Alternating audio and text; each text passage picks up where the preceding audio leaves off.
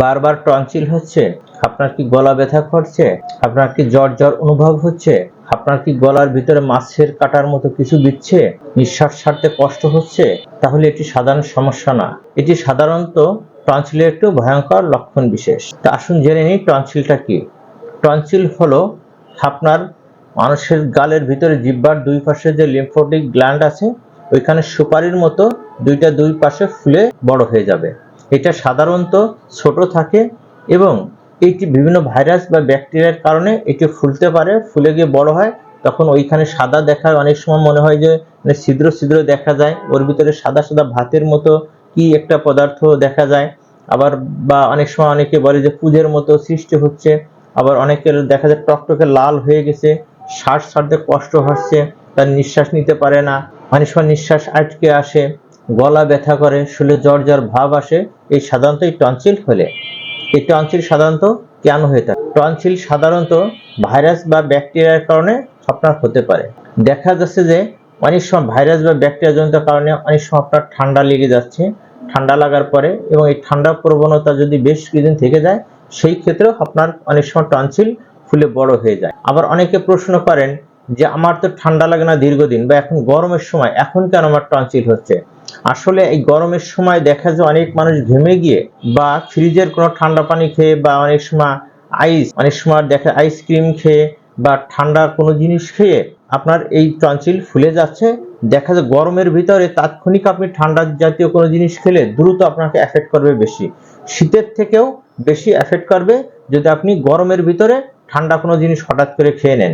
সেই ক্ষেত্রে আপনাকে কিন্তু টনসিলের প্রবণতা বা ঠান্ডা প্রবণতা বেশি বেড়ে যাবে।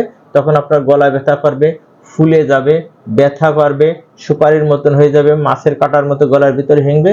এটা সাধারণত ঠান্ডাজনিত কারণে বা ভাইরাস ব্যাকটেরিয়ার কারণেও সাধারণত এই সংক্রমণ ঘটে থাকে।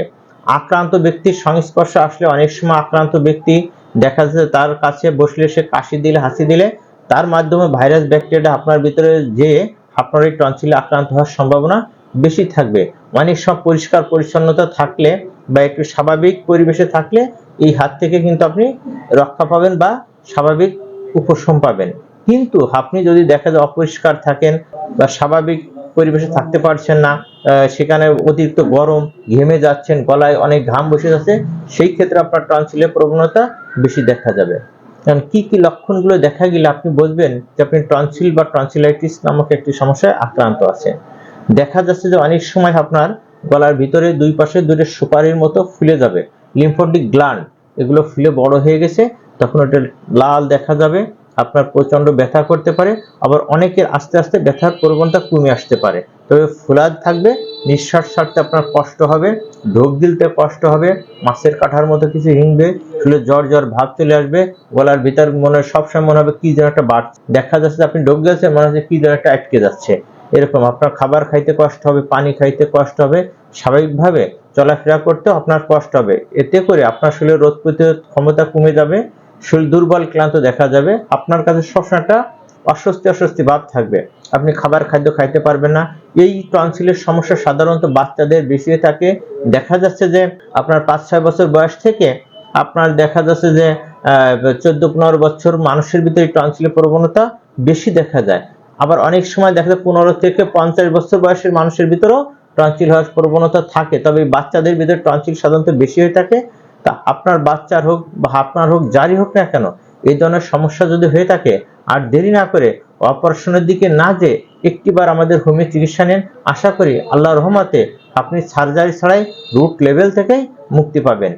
আমাদের এখানে আসতে হলে আমাদের স্ক্রিনে দেওয়া নাম্বারে যোগাযোগ করে একটিবার আমাদের চিকিৎসা নিয়ে দেখেন, আশা করি আল্লাহর রহমতে আপনি 100% রুট লেভেল থেকে মুক্তি পাবেন ইনশাআল্লাহ। এবং আমাদের এই স্বাস্থ্য বিষয়ক ভিডিও যদি আপনার ভালো লেগে থাকে তাহলে আমাদের চ্যানেলটি সাবস্ক্রাইব করুন এবং পরবর্তী আপডেট পেতে আমাদের সঙ্গেই থাকুন।